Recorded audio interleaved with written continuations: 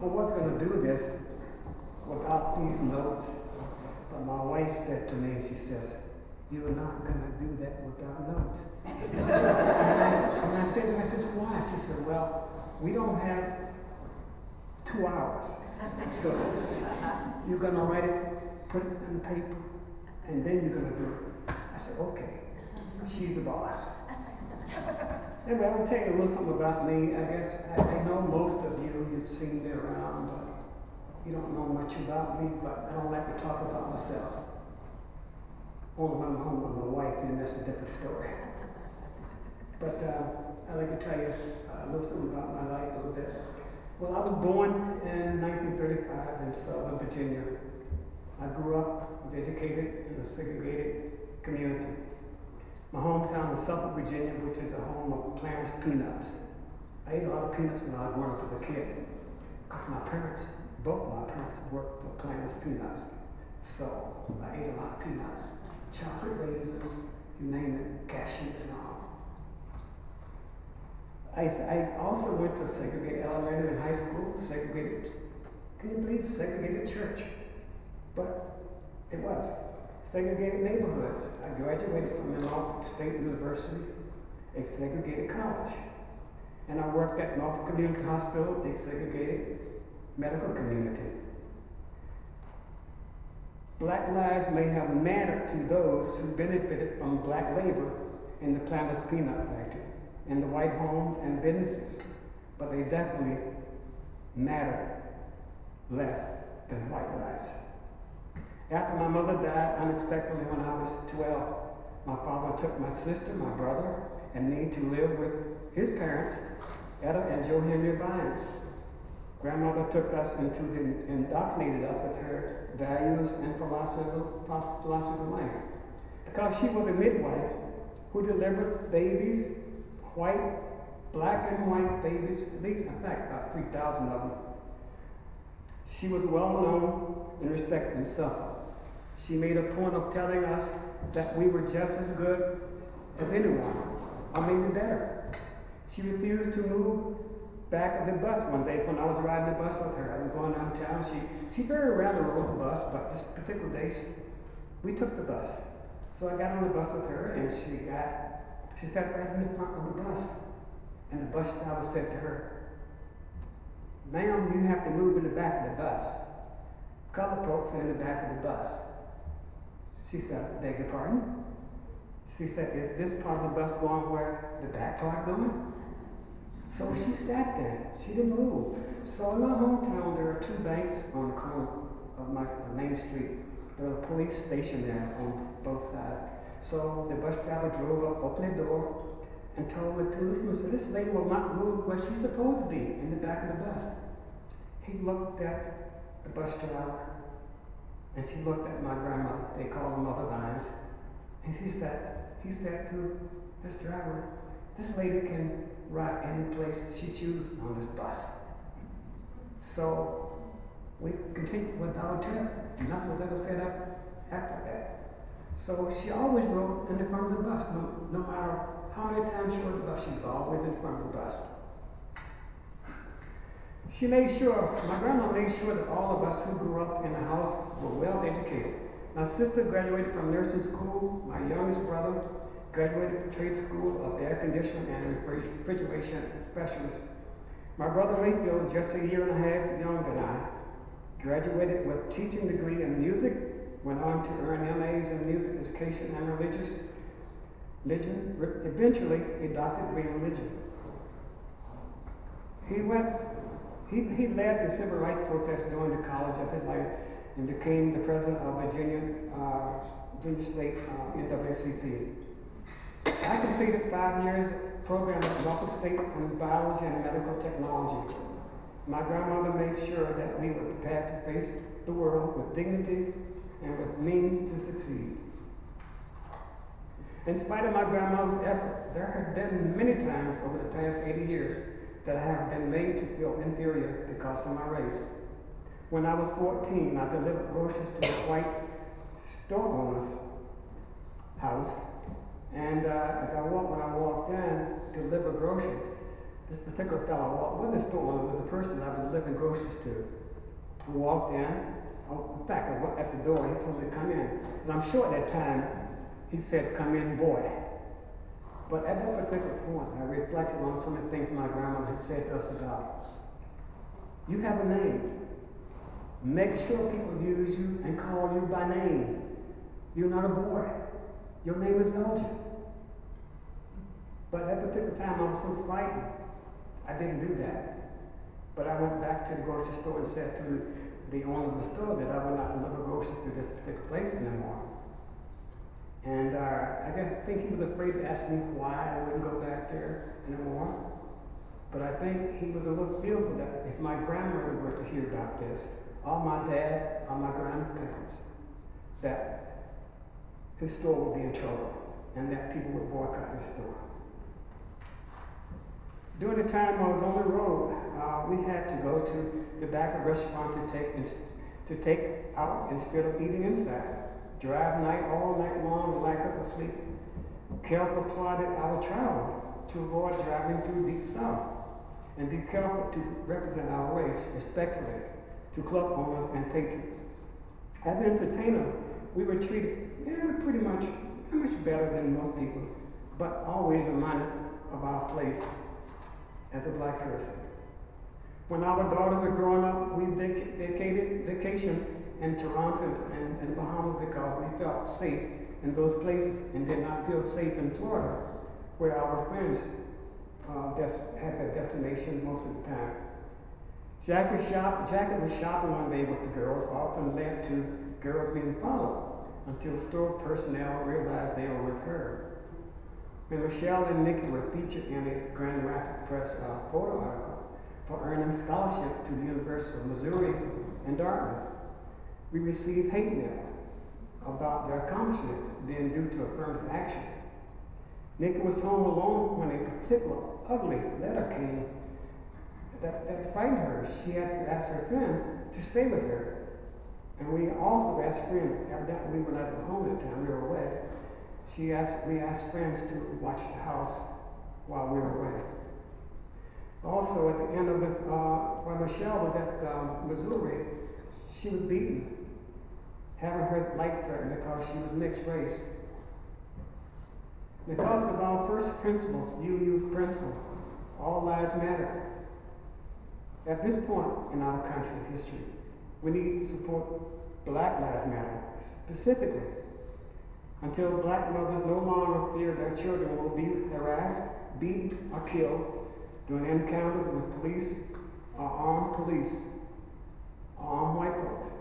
Until housing equality is a fact, until justice is colorblind, until black people are threatened, are treated deserving of inherent worth and dignity. Black lives must matter. Thank you. So this is a two-part series. Yes, last week was part one. And so for those of you who weren't here to hear last week, I have a little brief recap to bring you up to the same page.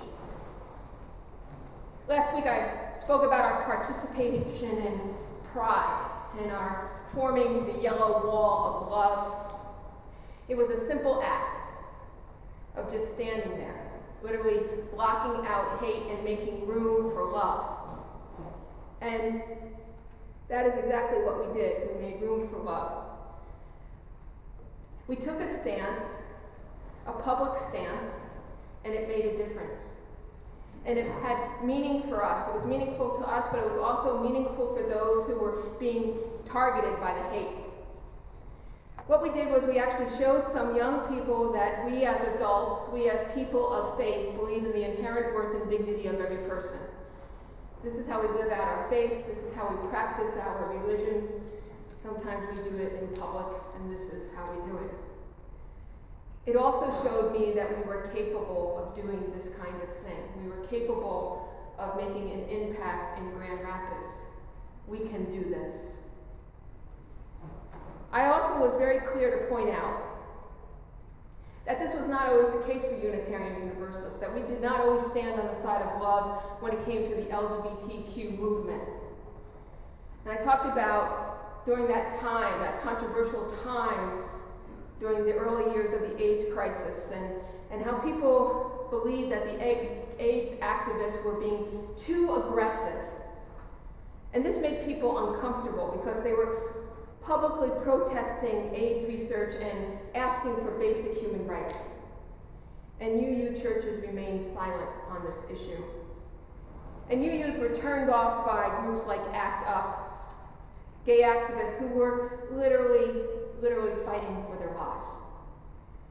This kind of activism of interrupting public events, and they went as far as to go on public TV and interrupt news broadcasts. This was too messy for UU congregations to really appreciate. Congregations were divided. They became divided over if they were going to become welcoming congregations or not. People left congregations over this issue. Intellectually, Unitarian Universalists believe in equality for all. But they were also content to remain silent and remain inside their church walls. They remained comfortable and silent. Now, I mentioned this group ACT UP in particular because I think the parallels of how ACT UP was portrayed and thought of during the time of the AIDS crisis, and how Black Lives Matter and that movement, those folks who are in the trenches working on behalf of Black lives, how they are portrayed today. And I think it's important that we make that note, that historically when we look back at the AIDS crisis, and we look at folks like ACT UP, we consider them heroes today. But remember, they really pushed our buttons. They were pushing buttons to get people to see that their lives matter. And the parallels that we are dealing with today need to be recognized. Because my belief in 30 years, when we look back at this time, we will hail these people as heroes for saving lives. Now, I also spoke of that image, that powerful image of that black sign with the white letters that said silence equals death. That was the painful truth then, and those words ring true today. Silence equals death. Throughout history, whenever the majority, whoever it is, whenever the majority remains silent, people die, and hate actually grows. Hate grows when the majority is silent. This was true during slavery, during the Holocaust, during apartheid. It was true during the civil rights movement in the 60s. It was true during the early AIDS crisis, and it is true today. It is true today when blacks, African American, people of color are continuously targeted with excessive or fatal police brutality.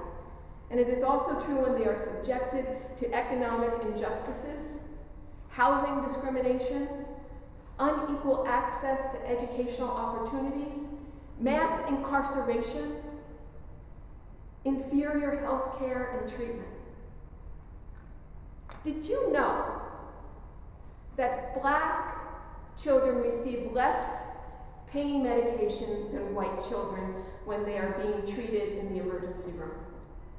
This was reported just last week on national news, NBC Nightly News, and they were citing the Journal of American Medical Association, JAMA Pediatrics. In this country today, right now, when a black child with acute appendicitis, which is an excruciating, painful emergency, the black child is less likely to get pain medication in an emergency room. Withholding pain medication for someone who is suffering based on their skin color, a child. You should be maladjusted to that. You should be uncomfortable with that. It should push your buttons. It should move you to action. A child, pain medication denied. That is how systemic it is. Do you get it? How deep it is in our system. We can no longer be silent. It is time to be a voice for justice and speaking up for Black lives and saying publicly, Black lives matter. Black lives matter as much as everybody else's lives. That's what we're asking for, just equality. All Black lives matter, and we need to say that publicly. The Reverend Dr. Martin Luther King once said, "Our lives begin to end the day we become silent about things that matter." He also said, "In the end, we will not remember the words of our enemies, but we will remember the silence of our friends." Let me say those two again. Our lives begin to end the day we become silent about things that matter. And in the end, we will remember not the words of our enemy, but the silence of our friends. Now, I don't know about you, but I can honestly say remaining silent about racism, about systemic racism, has never been comfortable for me. Being silent actually makes me sick to my stomach. It eats away at me. It makes me physically ill. And I'll tell you this, for the longest time, I thought all of those ill feelings were triggered by the ugliness and cruelty of the racist I did not confront. But that is absolute denial on my part. That ill feeling directly stems from witnessing hate and remaining silent about it and doing absolutely nothing to stop it.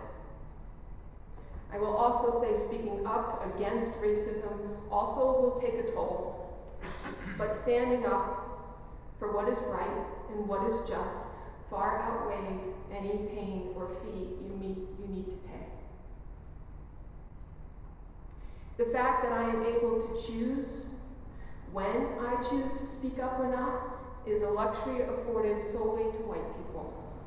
People of color never get one day off from racism. Not one, not ever. And let me say this, and I think this is the most important thing I can say to you today. When we remain silent, we are not remaining neutral. We are not remaining neutral in our silence. We are actually letting racism continue. We are feeding the beast. Earlier this week, while addressing our Congress, Pope Francis said, "The yardstick we use for others will be the yardstick in time we will use for us." What he is saying is that we all hold ourselves accountable. In the end, we are all accountable for our actions, and I will remind you that being silent is an action. King's words ring true. Lives begin to end the day we remain silent on things that matter.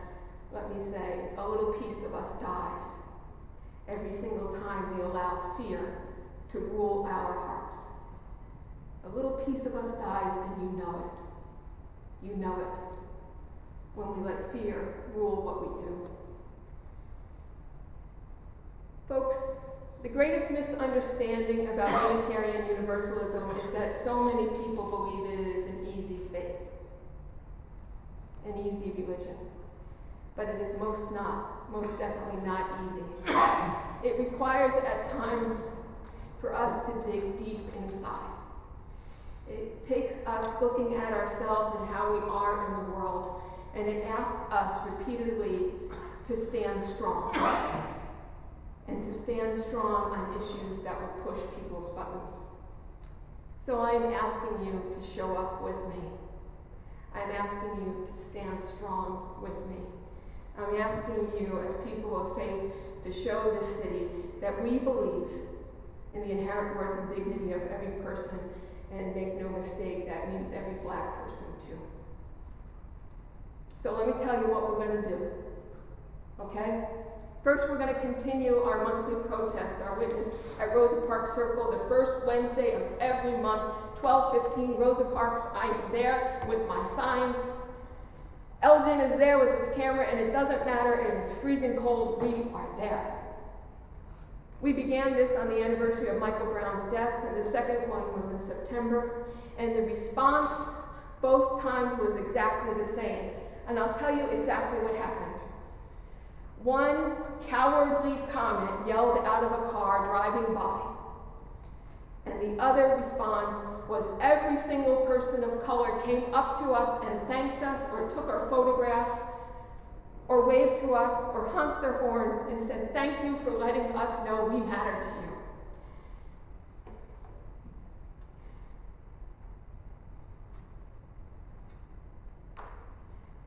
One teenage boy came up to me and he asked me, "Do you believe your sign?" And I said, "Yes, I believe Black Lives Matter." And he saw me and he could not believe what I was saying. He was incapable of believing me. So October 7th, Rosa Parks, 12:15, I will be there with my signs. I hope to see you there. Okay, for those of you who have a 9-to-5 job and cannot make Rosa Parks, I have another suggestion for you. I want you to engage in the Black Lives Matter button experiment. This is a large button, but it is my example. There are buttons right here.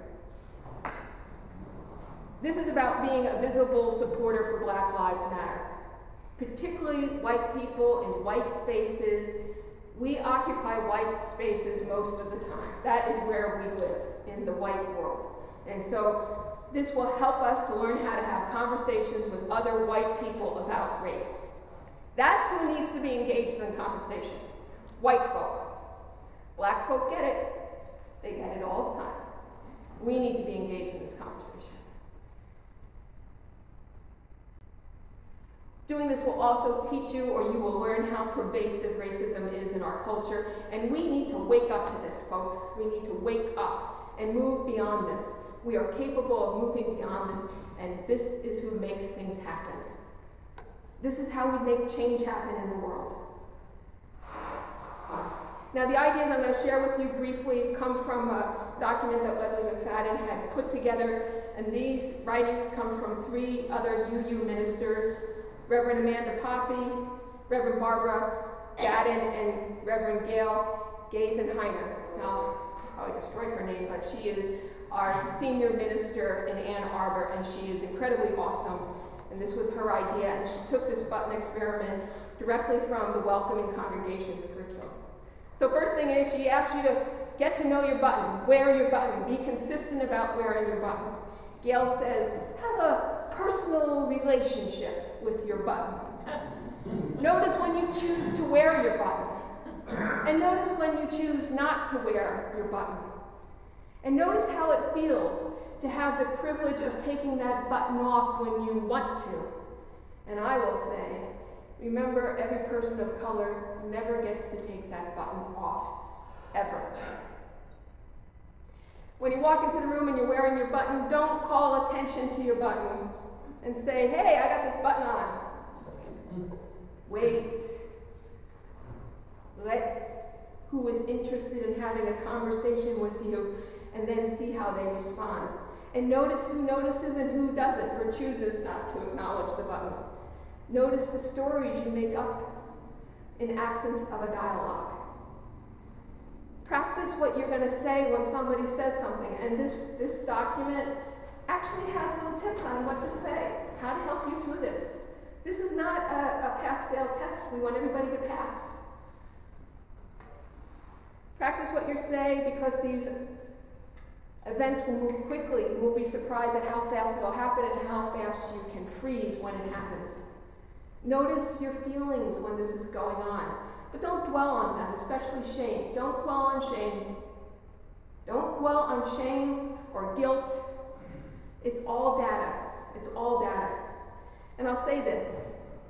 Many of you know religions that motivate people by shame and by guilt. It is an ineffective motivator. It does not work. It does not work. In fact, it keeps people silent for years. So just let it go and let the liberation happen and rise up. Do whatever you can to remember your button, like put one in your purse, put one in your car. If we run out of buttons, it is the happiest purchase I will make. I will order more buttons. Give them away. Somebody wants to wear a button, by all means, we are trying to spread the word. If you're concerned about your clothing, this is how detailed this brochure is. If you're concerned about your clothing, put it on as a magnet instead of putting it on as a pin. If you tell me you'd rather have wristbands, I will order wristbands. You tell me. Here's the key. Do this experiment with other people. Find someone in the congregation you want to check in with. Someone you want to talk to at least once a week. And let me just say this.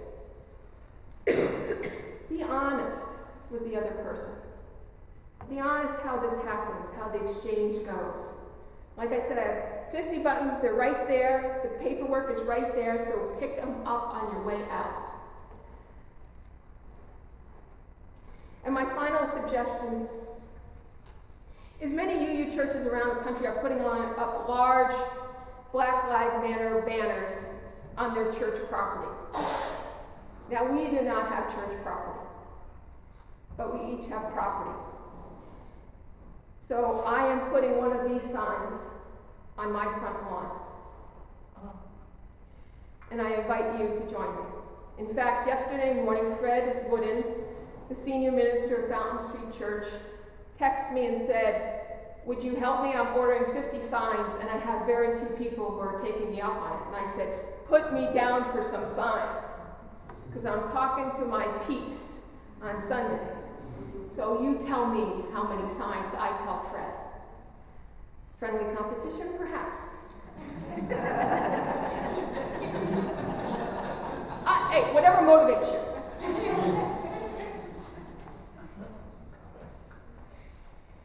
And there is a fourth option. It's not the one I want you to do, but you can remain silent. But recall King's words. Our lives begin to end the day we become silent about things that matter. A little piece of us dies when we let fear rule our heart. We can do this. The only thing standing in our way is fear. It's the only thing. It's fear. But together remember this. We face fear, and we stand on the side of love together. Amen.